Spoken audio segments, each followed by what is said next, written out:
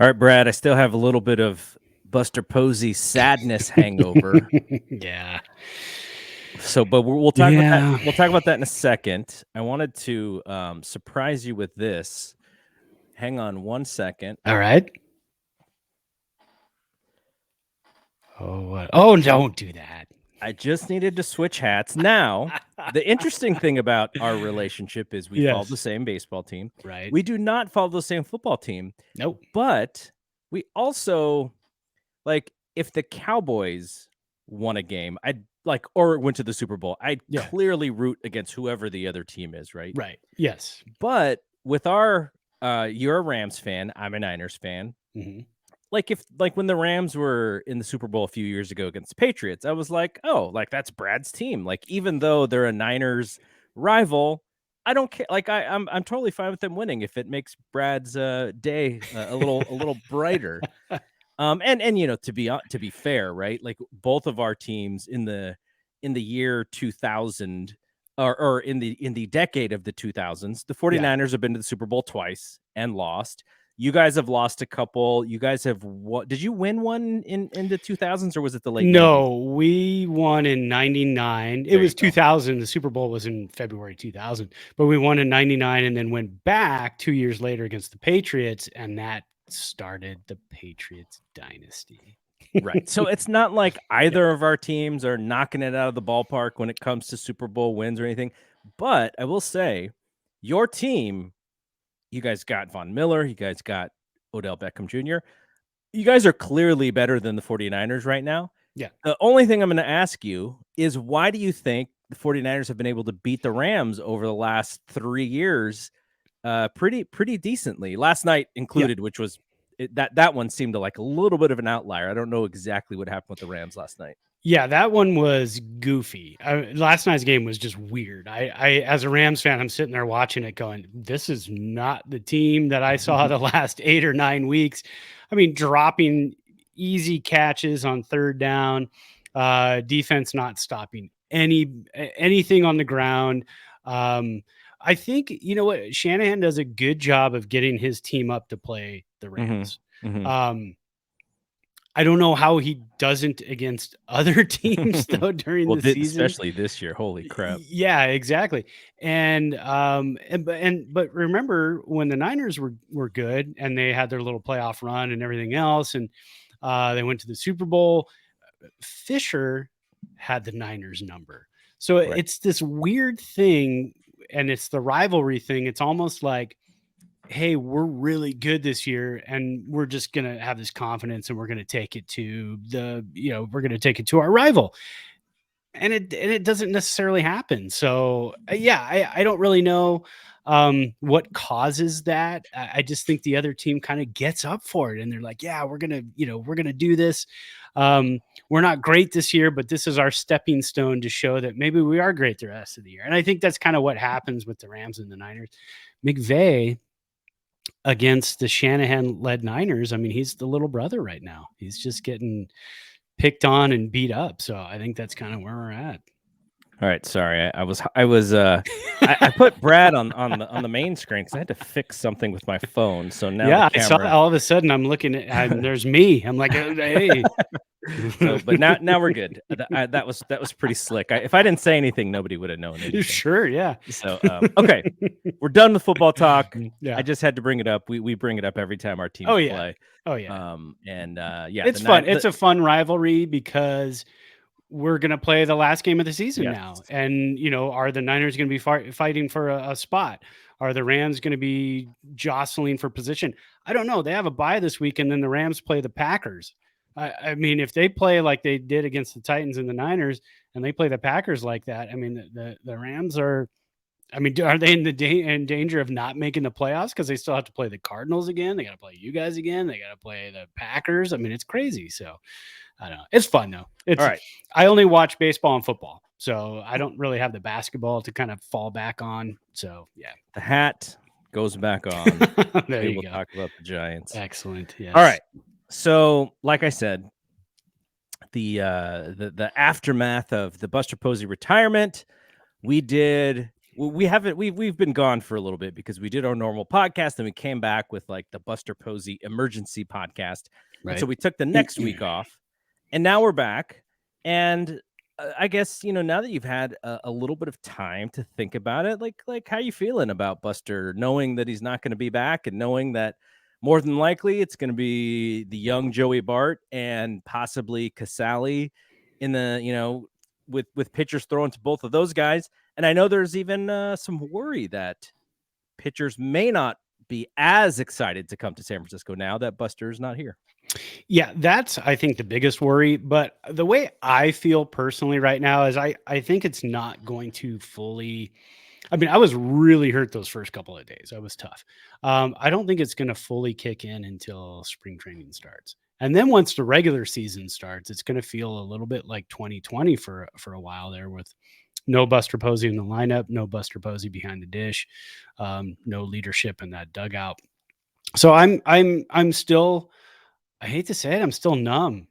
I mean, he got his award, his Silver Slugger award, and I was like, I mean, that's great, but he's not here. I mean, good for him, obviously. Yeah. That's great, but it's like, man, we had a Silver Slugger catcher going into next season, and now we don't. So that's again, it's a huge hole to fill. Depending on what the Giants do in the offseason with gathering more players, it might take a little bit of sting out of it. It'll never completely go away, but yeah, I'm still kind of reeling a bit. It's tough to swallow. It's tough to kind of see that reality when you think about it. So yeah, I agree. Not to say that he's one to go back on his word. I don't think, he's a very busy guy. He's got a lot of stuff, but I just wonder if, he watches the team next year and he's like, man, I miss it. And now as a catcher, it'd probably be really hard for him to get back into that shape. But let's say we have a DH and he's just like, hey, I'll play some first base. I'll play some DH. It doesn't sound like that's in the cards for him. He sounded pretty confident that it was done, but I have that slightest hope that he does circle back. But let's actually play the intro video and we'll come back and talk about what we are drinking. Bedrosian throws to Sandberg, and the pitch is grounded to second base. Thompson has it, throws to first. It's over. 27 years of waiting have come to an end. The Giants have won the pennant.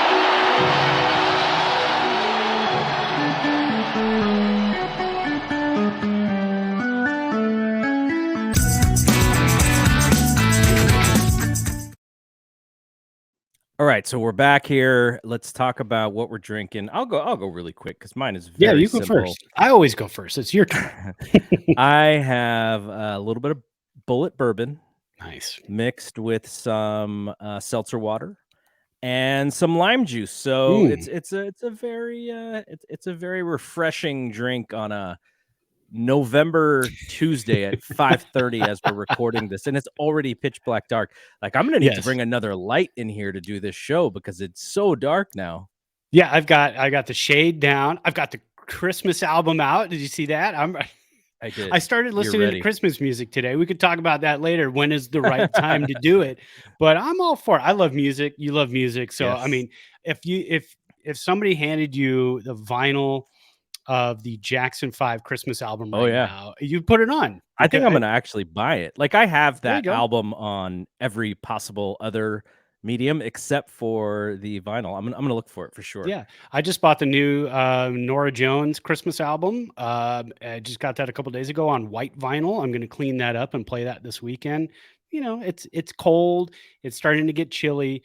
It is good bourbon drinking weather. It's also very good stout drinking weather. There we go. And this, so if you put, a lot of people don't know this about me, but if you put peanut butter in anything, I will eat it. I will drink it. I don't care what it is. This is a peanut butter stout from Lead Dog Brewing Company. I've talked about them before. They're out of Reno. This is the can. It looks nice and juicy. It's a peanut butter chocolate stout. It is very tasty. You can taste the peanut butter. It's not overwhelming, but it's that nice, creamy kind of sweet finish to it. And that's one of my favorite winter drinks. I think it's already. So we have the Sierra Nevadas out here, to our west, and the sun starts to set and head towards the Bay Area. and it gets dark like this time of year about like 4:00. The sun is already behind the mountains. I think it's already in the mid 50s, and overnight lows were already in the low 30s, upper 20s. So this is why I'm wearing long sleeves in the house, which I don't normally do, and I'm wearing slippers too. It's that cold. So Crystal has been talking about already making her eggnog. Oh yes. So that's the one thing she'll drink with, any sort of harder kind of alcohol. She'll drink vodka from time to time, but you Yeah. put a little bit of brown alcohol in something, it's got to be it's got to be the eggnog for her. Well, if you guys come up here to visit anytime soon during the holidays or whatever, I'm going to send you home with a bottle of. We have this Frankovich. It's a local eggnog, and it is absolutely outstanding. Everybody runs to the store to grab it when it comes out. It's a local company that makes it. It's really good. Nice. Yeah. Nice. Very interesting there. All right. So let's talk about some other stuff here. Because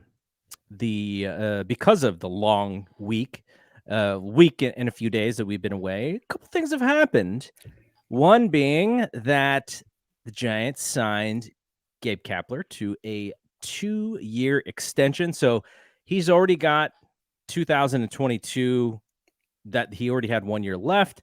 They did not want him to go into the season as a lame duck manager. So 1 year plus 2 more. So he's going to be with us for 3 more years. And he won today. Just today, they announced it. Manager of the Year, getting 28 of 30 votes. National League Manager of the Year. What do you think about the Giants skipper here? That's awesome. Well deserved. 107 wins on the season. I mean, I know, of course, don't go to Twitter. Again, I always say that every week. But if you look at the comments, everybody goes, "Well, what happened to Snitker? Snitker got robbed." It's a regular season award. It's voted on before the playoffs even start. Yes, and the award is given out before the first pitch of the playoffs even begin. And that's what Kapler earned it, because to get this team that everybody thought was going to be 500 or below to 107 wins, historical. You don't have a historical season and not win this award. Although, if they would have stumbled in 2 games and finished with 105 wins and Dave Roberts finishes with 106, we're talking a different story. Yep. So, I mean, so he fought for this award. I'm sure he wasn't out there managing the games thinking of the award in the back of his head, but he fought the entire season and deserves this award. And I think that's awesome. And to have him for another couple seasons, I think we kind of saw that one coming, because you don't want to have a lame duck manager like Gabe Kapler. Because he would be on everybody's radar. Oh yeah, he would be poached so hard. Yes, and he might feel a little certain way, right? Oh, I can't believe you guys left me out there. So yeah, this was going to happen no matter what. So what do you think? And there's a little bit of poeticness to the day that they gave him the extension, because it was the anniversary of when he was hired.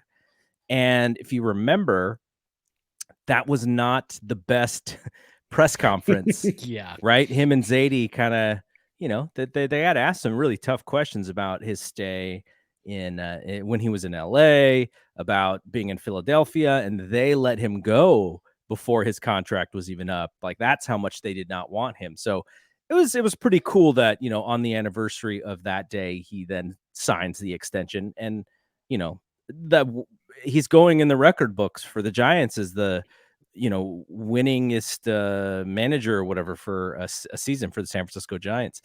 Now, do you know? I think you know who the other San Francisco Giant manager who won Manager of the Year, but do you know the year that this manager won it? Well, it wasn't Bochy. Bochy has not won it. Never won it. San Francisco. No, he did win it 1 year, right, in San Diego. I think he did in San Diego, but not with San Francisco. That's tough. I want to say it's either going to be Roger Craig or Dusty Baker. No, it could be Moises Alou. Felipe Alou. So many Alous in baseball. Could be Felipe. I'm going to go with Felipe Alou in 2003.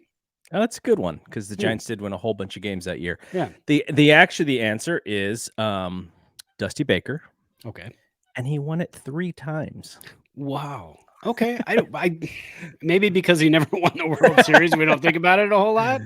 93, 97, and I think it was like 2000 or something like that. Because my other pick was going to be Dusty in 93, but because they got beat out by the Braves, I thought it might have gone to Bobby Cox, but the Braves were so good in those years, I guess. And that's usually what happens if you have a team like Dave Roberts didn't win it because the Dodgers are expected to win 100+ games. Yeah, they were expected. They probably had the 95, 97 win projection or something like that. Yeah, exactly. And then you get a guy like like Gabe Kapler that comes in with an unexpected team, and you're going to get that award. And Kevin Cash won it in the American League, right? Two times in a row. Yeah, second time. So yeah, that's great. And to have Kapler locked up for another couple seasons is always really good. And then Zadie winning the executive of the year as well. I mean, the top half of this organization, to have it be set the way it is, that trickles down the rest of the way, and that's awesome, and it's comforting to going into next season to know that. So yes. So we will not talk about free agents, though we should we'll probably have a conversation about that soon because it's starting to heat up as far as who's going to be out there. Yeah. We have guys refusing qualifying offers. We'll talk in a little bit near the end of the show about some signings that have already happened. But there's a guy who is attached to the Giants who plays in Japan. Now, I've never heard his first name pronounced, but it looks like it's Seiya Suzuki. And he is he plays for I just saw this and now I forgot. Let's see if I can find it here. I guess I can't find it. Anyways, he's a Japanese player who is probably going to make his way over to the US. He on Jim Bowden's free agent list, he is number 15, below one of your favorites, Nick Castellanos, who's number 14, and above guys like Jansen and Rodon and Kershaw and Rizzo. So that's nice company for somebody who's never played in the major leagues. Hit 38 home runs for the Hiroshima Toyo Carp of the Japan Nippon Professional Baseball League. Honestly, one of the best names. I've always loved that name. You name yourself after one of the worst fish in the world, the carp. You can't get any better. So we're not saying he's going to be the next coming, but he looks like he's going to be a pretty good player. Giants, because of being in San Francisco, nice population, Japanese population, they're going to be in the mix with guys like this. And I'm interested. Like, we don't know much about him, but the Giants are definitely one of the teams that are being rumored to be attached to him. Yeah, and also plays the outfield. Yeah, exactly. And he's right-handed, and the Giants are looking for a right-handed outfielder. They need a right-handed outfielder, right-handed hitting outfielder. So he was posted, right? Yesterday, the 15th. What is today? I don't even. Yes, you're right. Yeah. So he was posted on the 15th. It's got 30 days to sign with the team, or else he'll go back to Hiroshima. But I think it was kind of worked into the whole thing where, if there is a lockout that happens on December 2nd, then that time could be extended. And it could just, you had your 15, 16 days or whatever it is. You got 14 left. We're going to extend that whenever this lockout ends. And then you've got 14 days or else you go back. Last year, he hit 319 with 38 home runs, had an over 1,000 OPS. Here's one of my favorite stats. So he had 535 plate appearances. He walked 88 times and struck out 87 times. I mean, that's a dream. You say you can translate that here. that's a dream season for any player, but that's a dream season for the Giants. I mean, the Giants are that type of organization where they really, really value guys who put the ball in play and get on base. The 38 home runs is nice. Translate that over here, maybe 25 home runs at AT&T or Oracle. But yeah, every year we hear this whenever there's a Japanese-born player who has played in the NPB for as many years as they have, and then they get posted for here, like Ohtani. They always get tied to San Francisco because of that. And the Giants were the first team to ever employ a Japanese-born player in the major leagues back in the 60s? Murakami. So they're always tied to the San Francisco Giants because of, again, the population in San Francisco. It would be a great fit and maybe feel a little bit at home. And this is a player that's not like the Shohei Ohtani, where it was like, well, pitcher, hitter, kind of an experiment. We're not sure how that's going to translate. Obviously, we've seen. I mean, if he doesn't win the AL MVP, I'd be shocked. But I mean, Vlad had a great year, but Vlad didn't pitch, and that's kind of what it came down to. But to have a player like that in San Francisco would be a steal, a grab from everybody else. But now he's looking at, this Giants team has won 107 games last year.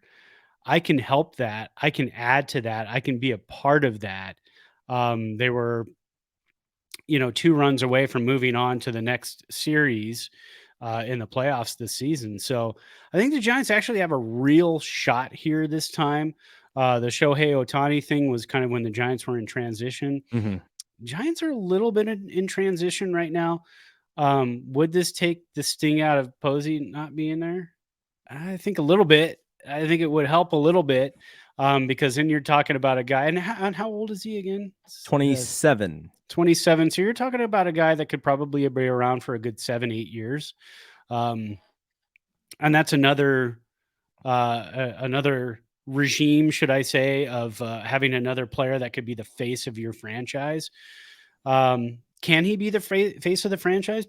Yeah. I mean, if he's that kind of a ball player and, a gritty ball player that gets on base and hits home runs and, brings a team to the playoffs year after year, yeah, you could be the face of the franchise.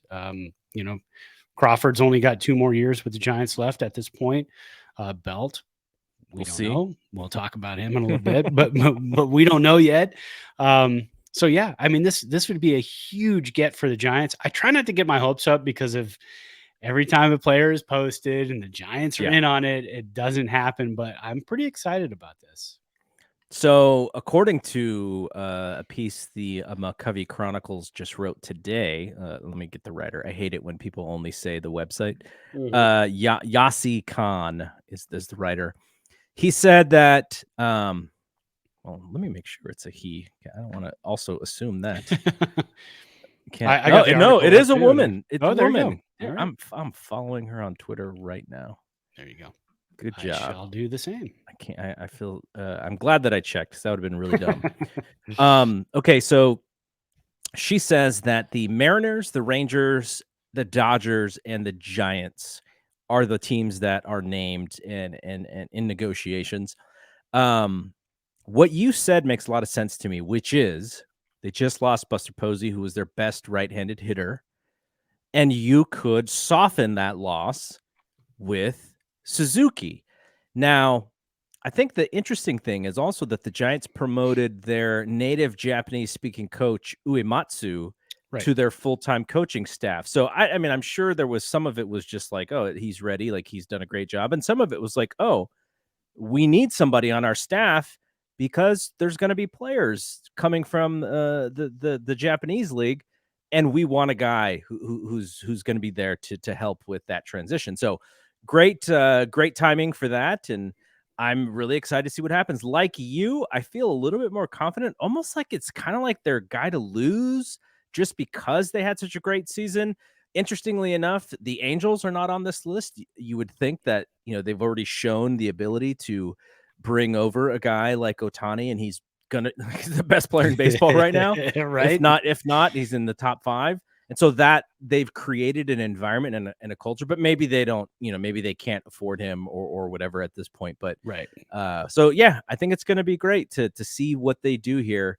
I personally would love to see it. I love to see when, players from different cultures come over. It shows a lot of creativity in the organization to not just go with your tried and true formula of getting players. And just so people know how we do this show, like I'll send out something to Brad and he'll go, "Oh, I don't really have that much to say about it." And then when I bring it up, boom, he's like on it. He's like done his homework. He's got his opinions ready. And I'm like, I knew it. I was not worried one bit. And you know how it is in life. I mean, it's like I've got 2 teenage daughters, so I'm exhausted half the time. I just got my booster shot on Friday, and I'm How do you still feel? I'm feeling tired. I mean, Saturday I was beat up, man. Oh, yeah? You know what I did on Saturday? I took like some Tylenol and I listened to records and I just kind of hung out and read some. I'm hooked on Apple News Plus, by the way. Oh, yeah. I just signed up for that like 2 weeks ago, and I am hooked because all you have to do is type in like Beatles, and then they're in your subscription, and then you just click on it, and there's every article that has anything to do with the Beatles. I think I read for like 3 hours on the couch. And I was like, I'm just reading Beatles articles and listening to records. That's awesome. But yeah, so life is just like, there's a lot going on right now. So then you're like, Suzuki, and I'm like, yeah, I've been wanting to read about him. And then it's like, oh, okay, yeah. No, I think I know. And then after I look at it, I go, yeah, no, I know all this stuff. And then as we're doing the show too, you know how it is. You and I both read so much about the Giants throughout the week and watch videos and do everything else. Yeah. And then all of a sudden we start talking about stuff and stuff pops in. Yeah, you start remembering what you read. It's like, oh yeah, I remember all of this stuff. So, All right, so let's talk about 2 of the old guys on the team, Brandon Crawford and Brandon Belt. BCraw wins another Gold Glove, and Grant Brisbee. We like to shout out Grant Brisbee on this show because he writes like in doing a podcast. Like that's his writing style. So conversational. It's like you're just talking to your buddy. He posted like 20 of Crawford's plays on The Athletic, and I dug through it, and it's like they're just all short GIFs or short videos, so it literally took just 5 minutes to go through all of them. Oh my God, what a year this guy had defensively, and in addition to hitting all the home runs and hitting 4 and 5 hole for most of the season, tremendous defensively. And I kind of thought, and I wondered, as he's in his going from his early to mid 30s, obviously athleticism is a little bit lesser than when he was making plays as a mid to late 20s guy when the Giants were winning World Series. But I wish, I mean, there was an article about, he did an interview with Andrew Baggerly, I think, but like, to me, it's fascinating when the player goes, oh, if I knew all that I know now when I was 25, I would have been so much better. But the athleticism was what got me there. And now it's my smarts that catches me up and makes me a similar player. But what a season for him, and worth every penny that they paid him, offensively, defensively, also kind of like a little bit of a silent leader, guys looking up to him. I kind of wondered though, and this was the question that I'd posed, I thought about for you, which is, can he duplicate the season that he had? And if not, and maybe he can, but if he can't, because we've seen some really bad BCraw seasons, especially offensively, what would you be okay with? Are we talking 90% of this season, 85% of this season? Because I feel like if you get to like 70% of the player that we saw, that's leaning too hard the other way when he was really struggling. Yeah, and I almost said, and again, I suck at math, so I'm trying to break down his numbers into percentages here, and I'm trying to think like, okay, 75%, but that's, now that you say 70%, we're starting to look at some rough numbers. Yeah, I would go with if we got 80% of BCraw, but a Gold Glove, Yeah. I want to throw in, if we got a Gold Glove and 80% of offensive production out of him and some other pieces around him, I'd be super happy with that. He's going to be 35 in January. I mean, we're in November. We're talking 2 months away. He's going to be 35 years old. So he's going to play the entire season at 35. And then the last year of his contract, the entire season, he'll be playing as 36 years old. Yes. He's found the fountain of youth. He actually turns 35 in like 2 months. Yeah, that's what I was saying. Yeah, 35 in January. So it's crazy to think he's found the fountain of youth, but the fountain of youth for him is this hitting staff. I mean, the hitting coaching staff, which we just lost one. We lost Donnie Ecker. Yes. He went to Texas. Yeah, Texas to be their offensive coordinator. I think we talked about that last time, which, well, what the hell is an offensive coordinator in baseball? Yeah. And then they went ahead and got Pedro Guerrero, not that Pedro Guerrero. I was a little worried when I read that. I was like, when I saw that too, I was like, Pedro Guerrero is not a hitting coach anywhere. I'm like, what are we doing? And then I was like, oh no, he was in Philly. So Kapler knew of him, but I think Brandon Crawford continues on that. I think it's more like 90%, 90 to 100% of what we saw. I think he can duplicate the season. I think he can even have a better season, especially if he has a better supporting cast around him in terms of offense. Because again, Buster Posey was great this season, but he didn't play that much. Mm-hmm. So if you had a guy like Suzuki who's hitting near Brandon Crawford, and you had somebody else hitting in front of him, and some difference, because Solano's also a free agent, so I don't know if we're going to see him again. It seems like they could replicate what he did with some other players who might be a little younger. I think so. And then if you had LaStella, who becomes who we think he's going to be and gets on base, you see those numbers go up too. So I think we're going to get closer to 90%. I'd be okay with 85 to 80%. Again, my math sucks. I can't even tell you what those numbers would be. Yeah, so we're talking like, he may be hitting 275, 280, maybe in the 18 to 20 jacks instead of the 24 jacks like he hit this year. Yeah. And I think that would be completely fine, like you said, as long as the defense was there. Now, here's the interesting thing. Like when you look at his stats historically, his on-base percentage was so far above his career average, it almost looks like an outlier. And slugging percentage, he slugged about over 50 points higher than his previous high. So you're talking about jumps at an age where you don't usually see jumps like this. OPS, he's like 100 points above his previous high.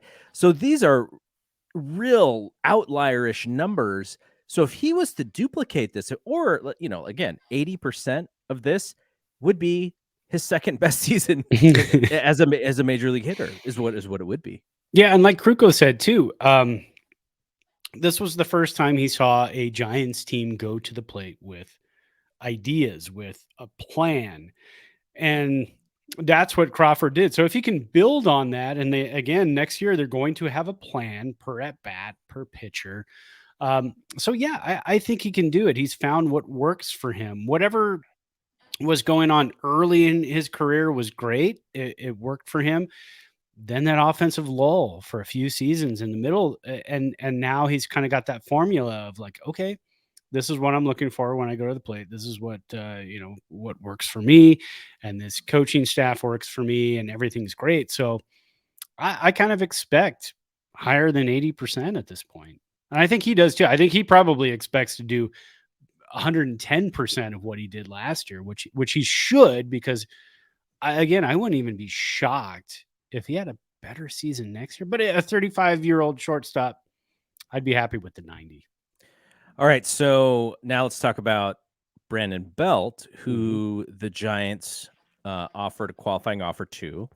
And I think you said that very soon is the deadline for whether he's going to accept or not. Lots of the biggest free agents are not accepting these qualifying offers.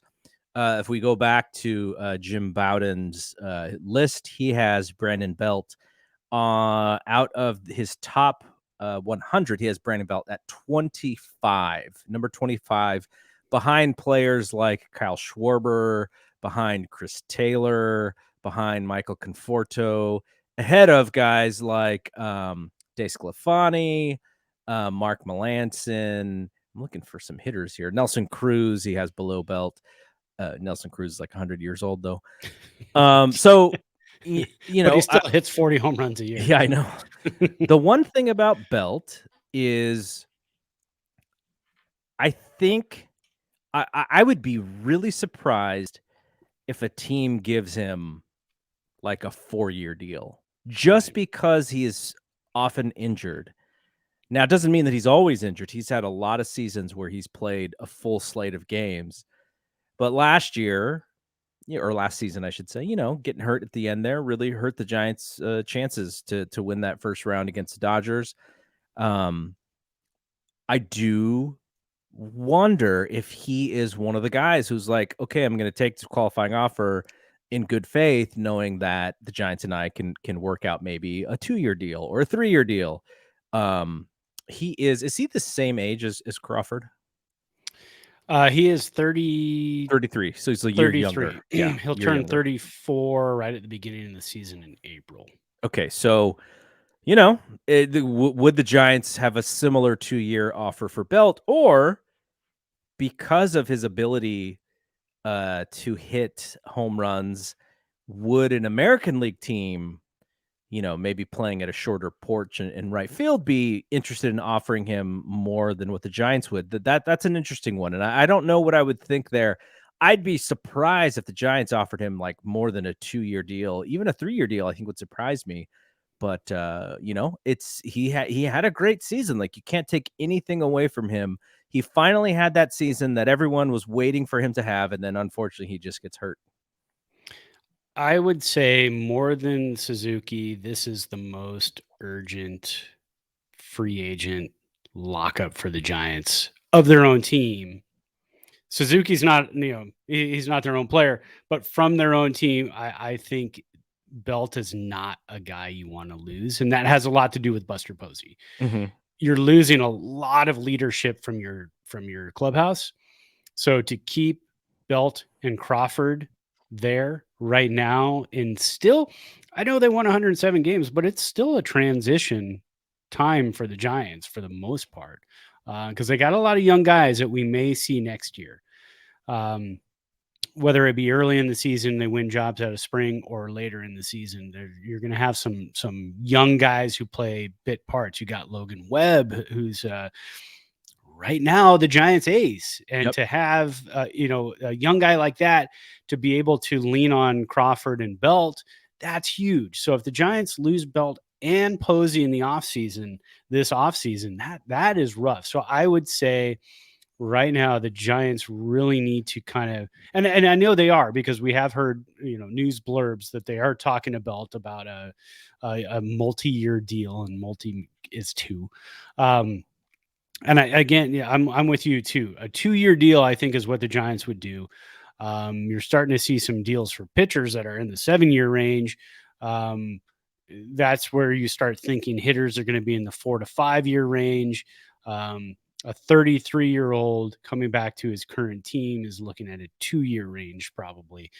And it's urgent. I think that's an urgent lockup at this point. And like you too, I wouldn't be surprised if tomorrow, which is the 17th, is the last day to accept or decline that qualifying offer. So we'll get news tomorrow. If you're listening to this tomorrow, then that's today, 17th. I think it's urgent for the Giants. So just a quick look at Belt's career. He hit the most home runs he's ever hit in a season last year. The previous high, he had 29. The previous high was 18. And that previous high was also, he did that twice. One year he played 137 games. The other year he played 104. Last year he played 97, hit 29 home runs. Yeah. So then if you look at on base, he actually had a good on base percentage year. Not his best. His best would be actually last year in the shortened season. He was on base at a 43% clip, but in 2016 he was at 0.394, so pretty close to 400. His slugging was the highest in his career, and his OPS was the second highest in his career. So again, another guy, whether it's the coaching, whether it's maturing, probably a bit of both. The fence is also coming in. We have to say that that's a big part of that as well. Both guys, definitely having better years and best years of their career later in their careers. And I kind of wonder, I wonder what the math says about how repeatable that is. Like as guys, do they fall back further, or do they kind of stay there consistently if they kind of mature later as a hitter like that? That would be interesting to look up. That's hard to say because we're in a different era. We're in an analytics era where we are in a video analyzing era. It's different now. So I think it's hard to take something like this and say, well, in the 90s or the 2000s or the 2010s even, this is what happened to the 33-year-olds or whatever. It's hard to say when you have a couple of guys and Buster Posey, the older guys, who all of a sudden blossomed because they got some different tutelage, and who's to say it doesn't carry on to next year because you've got the same coaching staff there. So yeah, that's kind of a tough one to look at. All right, we got two more small segments that you wanted to jump into. The first one is about the CBA stuff. So what we're heading for a lockout here?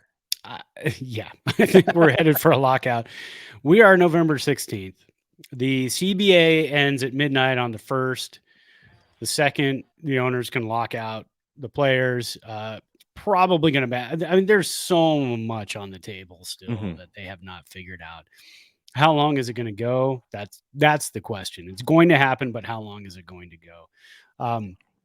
One of the things, and you had sent this article, and I read it like twice, 3 times before, because the CBA stuff kind of makes my head spin. I'm not a contract guy. I'm a computer guy. Yeah. I'm a on the field guy. So when I look at this stuff, I go, number one, do I care about the CBA stuff? But you do. This is our game. I mean, this is our game, and this is 2021. We care about this stuff because we just had a taste of a half a season in 2020, and it sucked. It wasn't very fun.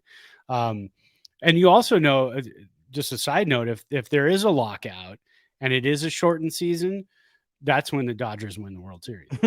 When it's not a real season, when it's a shortened season. So, yes, you're right. 100% right about exactly. That. So one of the things on the table that I just wanted to throw out there for the CBA, just kind of throw it out there for everybody. Major League Baseball, the owners, they want to get rid of arbitration, which, there's ways to do it, but the way they want to do it is they want to have free agency start at 29 and a half years old. That's insane because you've got a lot of players. I mean, look at Juan Soto, look at Bryce Harper. Those guys were hitting free agency, or they're going to hit free agency way earlier than 29 and a half years old. They're going to get their bank before that. Yep. But they want to say, let's get money into the pockets of the younger players earlier by having the F-WAR system take the place of arbitration. So they want to use fan graphs. This is crazy. They want to use a website to go ahead and say, this is how much you get paid based on your F-WAR. Well, then you've got the discrepancy between starting pitching and relief pitching. And then, you've got the shortstop who got X'd out of a certain amount of game. What if you get hurt? I mean, how does that factor into it? It's just kind of, the whole thing is a mess.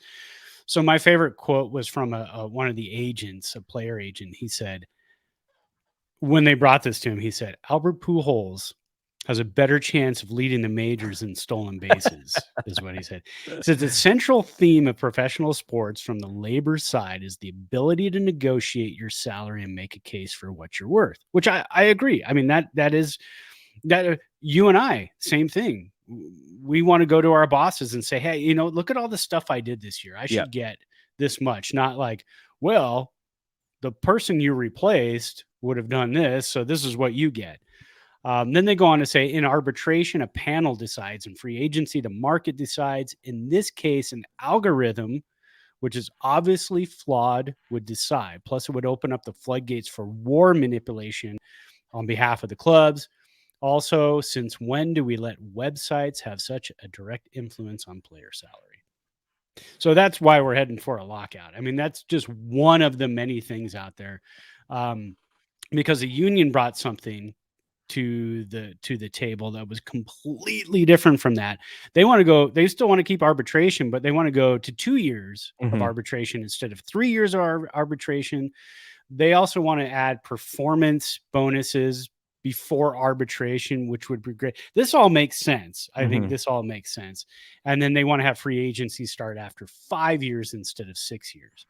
So they're going in opposite directions here. The Major League Baseball owners are saying, let's make free agency when you're older, but we'll give you a little bit more money before. And Major League Baseball players are saying, let's make it younger. We want to hit free agency when we're like 26, 25. Okay, but you know, that could work against them because the teams could keep their best players longer in the minor league system, just knowing that they only got them for 5.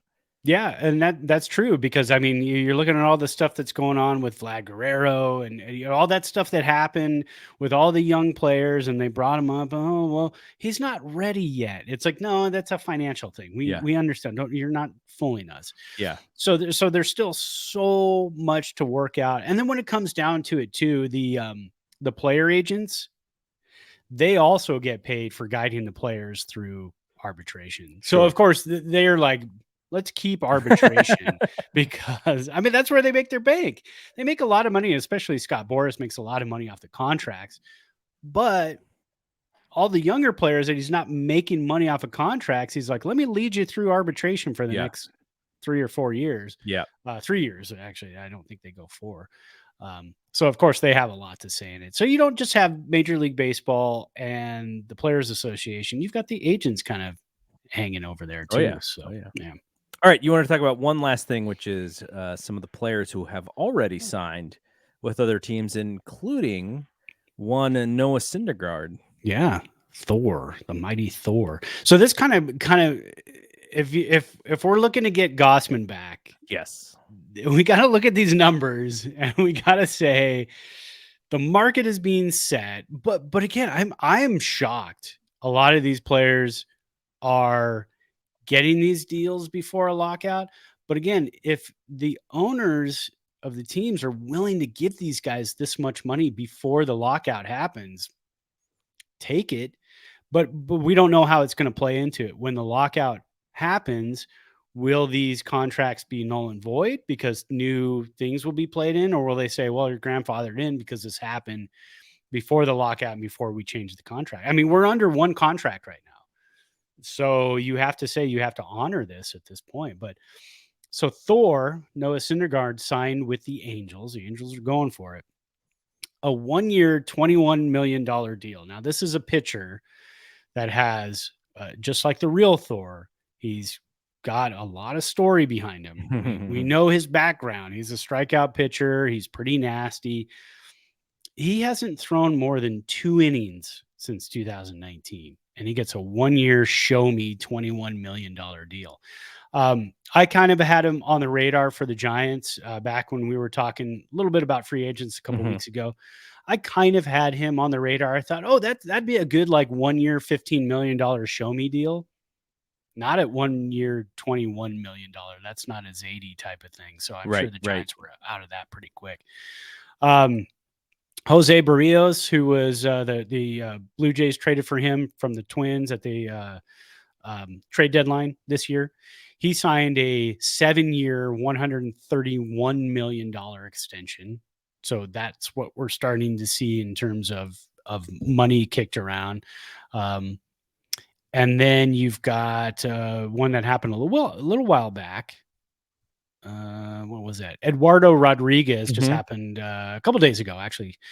And he's a walk machine. This guy, if you look at his whip, he's in the 1.3, 1.2 range quite often because he walks. I think he led the league in walks given up this year. He's on a 5-year, $80 million deal with the Detroit Tigers, who are also kind of going for it. They're starting, I think they're in the play for Correa as well, Carlos Correa from the Astros. But so anyways, that kind of gives you an idea of the market of what Gossman's going to be looking at. I think Gossman was tied to the Angels, and he popped in on Twitter and he said, "That's news to me." I didn't know about that.